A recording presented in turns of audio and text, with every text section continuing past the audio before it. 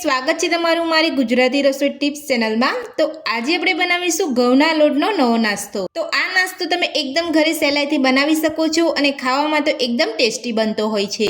તો આ હેલ્ધી નાસ્તો મારી એ રીતે ઘરે એકવાર બનાવવાનું જરૂરથી ટ્રાય કરજો। તો ચલો આપણે ઘઉંના લોટનો નવો નાસ્તો બનાવવાનું શરૂ કરીએ।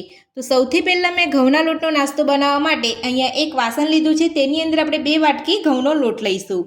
તો આપણે અહીંયા જે રેગ્યુલરમાં આપણે વાપરતા હોય તે આપણે લોટ લેવાનો છે। હવે આપણે તેની અંદર સ્વાદ પ્રમાણે મીઠું ઉમેરીશું। મીઠું ઉમેર્યા પછી બધું સરસ મિક્સ કરી લઈશું અને થોડું પાણી ઉમેરતા જઈએ અને આપણે પૂરી જેવો થોડો કડક લોટ બાંધી લઈશું।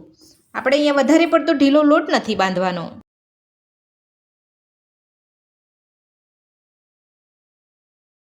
તો થોડું પાણી ઉમેરતા જઈએ અને આપણે અહીંયા નાસ્તાનો લોટ બાંધી લીધો છે અને તમે જોઈ શકો છો આપણે વધારે પડતો અહીંયા ઢીલો નથી રાખ્યો। તો આ રીતનો તમારે અહીંયા મીડિયમ કડક લોટ બાંધવાનો છે। તો હવે આપણે લોટની ઉપર થોડું તેલ લગાવી લઈશું।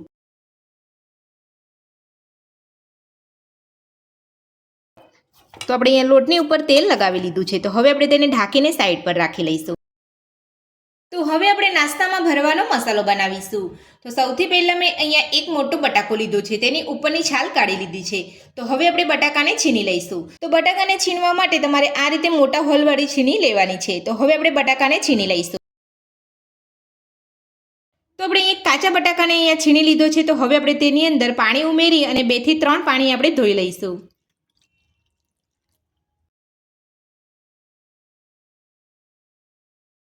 તો આ રીતે આપણે છીનને 2 થી 3 વાર પાણીથી ધોઈ લેવાનું છે। તો બટાકાના છીનને તમારે 2 થી 3 પાણીએ ધોઈ અને આ રીતે કોઈ પણ કાણાવાળા વાસણની અંદર કાઢી લેવાનું છે। તો આ રીતે તમારે અહીંયા કોરું કરી લેવાનું છે। તમારે અહીંયા ભીનું છીણ નથી લેવાનું, નહીં તો તમારો નાસ્તો બરાબર નહીં બને। તો આપણું છીણ અહીંયા કોરું પડી ગયું છે અને તમે જોઈ શકો છો અહીંયા પાણી પણ સેટ પણ નથી પડતું। તો હવે આપણે એ જ બાઉલની અંદર બધું છીણ લઈ લઈશું। તો બટાકાનું છીણ એક બાઉલની અંદર લીધા પછી હવે આપણે તેની અંદર એક મીડિયમ સાઇઝની ડુંગળીને લાંબી કટ કરીને રાખી હતી તે ઉમેરી દઈશું। નાની અડધી ચમચી શેકેલા જીરાનો પાવડર ઉમેરીશું। નાની અડધી ચમચી જેટલો ચાટ મસાલો ઉમેરીશું। નાની અડધી ચમચી જેટલો ગરમ મસાલો ઉમેરીશું। નાની અડધી ચમચી ધાણા જીરું પાવડર ઉમેરીશું। નાની અડધી ચમચી હળદર પાવડર ઉમેરીશું। નાની અડધી ચમચી જેટલો રેડ ચીલી ફ્લેક્સ ઉમેરીશું। તીખાસ માટે મેં અહીંયા નાની અડધી ચમચી તીખું મરચું લીધું છે। જો તમે અહીંયા વધારે તીખું ખાવાનું પસંદ કરતા હોય તો તમે મરચાંનું પ્રમાણ વધારી શકો છો। સાથે જ સ્વાદ પ્રમાણે મીઠું ઉમેરીશું। મીઠું ઉમેર્યા પછી હવે આપણે ઝીણા સમારેલા લીલા ધાણા ઉમેરીશું। તો બધા જ મસાલા આપણે અહીંયા ઉમેરી લીધા છે। તો હવે આપણે બધું સરસ મિક્સ કરી લઈશું। તો બધું જ મિક્સ કરતાં પહેલાં જો તમે તમારા પસંદના અહીંયા કોઈ મસાલો ઉમેરવા માંગતા હોય તો તમે ઉમેરી શકો છો। તો હવે આપણે બધું સરસ મિક્સ કરી લઈશું।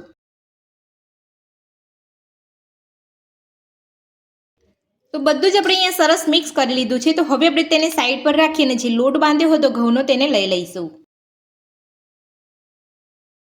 તો હવે આપણે લોટમાંથી 2 ભાગ કરી લઈશું અને જે રીતે આપણે રેગ્યુલર રોટલી બનાવતા હોય તેના કરતાં મોટી અને તેના કરતાં થોડી જાડી રોટલી બનાવી લઈશું। વધારે પડતી આપણે અહીંયા જાડી રોટલી નથી રાખવાની। તો રોટલી બનાવવા માટે મેં અહીંયા એક મોટો પાટલો લીધો છે। તો હવે આપણે તેની ઉપર લોટ લઈ અને મોટી રોટલી વણી લઈશું। તો આ રીતનો તમારે અહીંયા વટામણવાળો લોટ કરી અને પછી તમારે મોટી રોટલી વણી લેવાની છે। તો આપણે અહીંયા એક મોટી રોટલી વણી લીધી છે અને તમે જોઈ શકો છો તેની થિકનેસ પણ અહીંયા થોડી આપણે મીડિયમ રાખી છે। તો આ રીતની તમારે અહીંયા રોટલી વણવાની છે। તો હવે આપણે રોટલીની અંદર જે મસાલો બનાવીને રાખ્યો હતો તે ભરી લઈશું।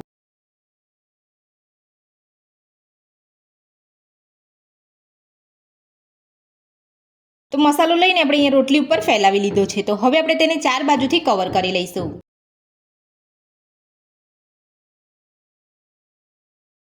તો આ રીતે તમારે નાસ્તાને કવર કરવાનો છે। તો હવે આપણે બીજી બાજુથી પણ કવર કરી લઈશું।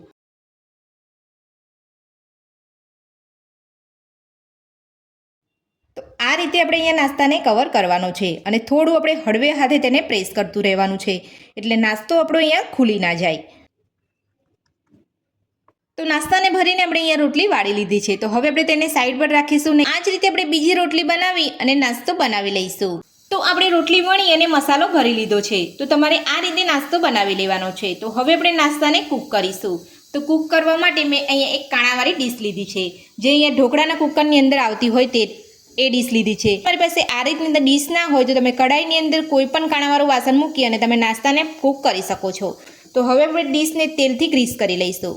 તો આ રીતે આપણે તેલથી ગ્રીસ કરીશું તો આપણો નાસ્તો અહીંયા ડીશની અંદર ચોંટે નહીં.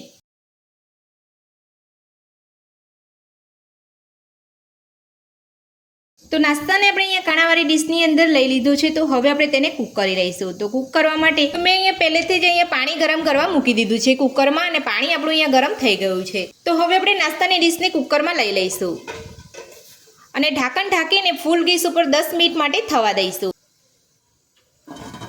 તો નાસ્તો આપણો અહીંયા કૂક થઈ રહ્યો છે ત્યાં સુધી આપણે નાસ્તાની સ્લરી બનાવી લઈશું. તો નાસ્તાની સ્લરી બનાવવા માટે સૌથી પહેલાં આપણે એક અહીંયા બાઉલ લીધો છે, તેની અંદર 3 ચમચી ઘઉંનો લોટ ઉમેરીશું.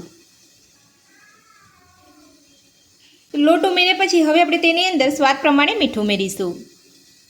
થોડું પાણી ઉમેરતા જઈએ અને આપણે પતલી સ્લરી બનાવી લઈશું. તો વધારે પડતી અહીંયા સ્લરી પતલી નથી બનાવવાની. તો હું તમને અહીંયા સ્લરી બનાવીને બતાવી દઉં છું.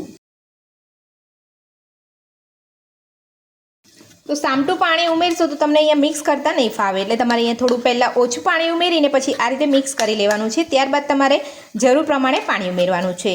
તો ઘઉંના લોટની સ્લરી બનીને તૈયાર છે. તો આ રીતની તમારે અહીંયા સ્લરી બનાવવાની છે, ના વધારે જાડી કે ના વધારે પાતળી. તો હવે આપણે તેને સાઈડ પર રાખીશું. તો નાસ્તાને ઢાંકી અહીંયા 10 મિનિટ જેટલો સમય થઈ ગયો છે. તો હવે આપણે ચેક કરી લઈશું. તો નાસ્તો આપણો અહીંયા કૂક થઈ ગયો છે.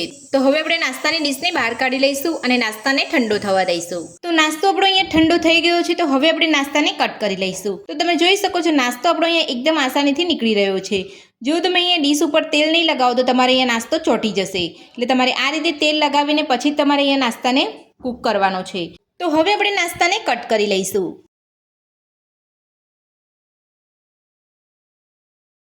તો તમે જોઈ શકો છો નાસ્તો દેખાવમાં એકદમ સરસ દેખાઈ રહ્યો છે અને ખાવામાં પણ એકદમ ટેસ્ટી બનતો હોય છે. તો આ જ રીતે આપણે બીજો નાસ્તો પણ કટ કરી લઈશું. તો બંને નાસ્તો આપણે અહીંયા કટ કરી લીધો છે. તો હવે આપણે બધા નાસ્તામાંથી બીજી કટ લગાવીશું. તો આ રીતે આપણે અહીંયા નાસ્તો કટ કરવાનો છે. તો પહેલાં તમારે નાસ્તાને આ રીતે કટ કર્યા પછી બીજી વાર તમારે આ રીતે નાસ્તાનો આકાર આપવાનો છે. તો હવે આપણે બધા જ નાસ્તાને કટ કરી લઈશું. તો બધો જ નાસ્તો આપણે અહીંયા કટ કરી લીધો છે. તો હવે આપણે નાસ્તાને સ્લરીની અંદર લઈ અને આપણે ફ્રાય કરી લઈશું. તો ફ્રાય કરતાં પહેલાં તમારે આ રીતે નાસ્તાને સ્લરીવાળો કરી અને પછી તમારે ફ્રાય કરી લેવાનો છે. તો નાસ્તાને આપણે અહીંયા સ્લરીવાળો કરી લીધો છે અને આપણે અહીંયા પહેલેથી જ પેનની અંદર તેલ ગરમ કરવા મૂકી દીધું હતું. તો હવે આપણે તેલની અંદર નાસ્તાને ફ્રાય કરી લઈશું.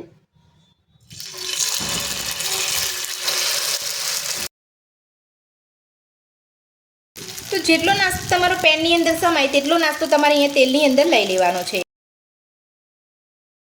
અને નાસ્તાને તમારે આ રીતે સ્લરીવાળો કરી અને પછી તમારે ફ્રાય કરી લેવાનો છે. તો હવે આપણે નાસ્તાને ગેસની મીડિયમ ફ્લેમ પર ફ્રાય થવા દઈશું. તો હવે આપણે નાસ્તાને પલટાવી લઈશું.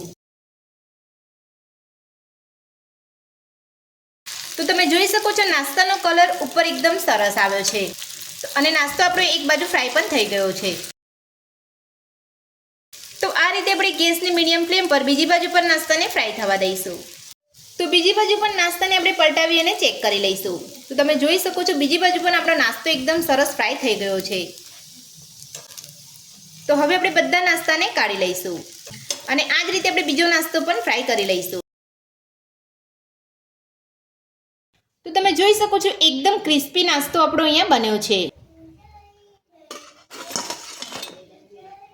તો બધો જ નાસ્તો બનીને આપણો તૈયાર છે ને આપણે એક પ્લેટની અંદર સર્વ પણ કરી લીધો છે અને તમે જોઈ શકો છો નાસ્તો આપણો એકદમ સરસ બન્યો છે. તો જોતાં જ ખાવાનું મન થઈ જાય તેવો આપણા ઘઉંના લોટનો સરસ નાસ્તો બન્યો છે. તો મારી આ રીતે ઘરે એકવાર બનાવવાનું જરૂરથી ટ્રાય કરજો. ખાવામાં તો એકદમ ટેસ્ટી બનતો હોય છે.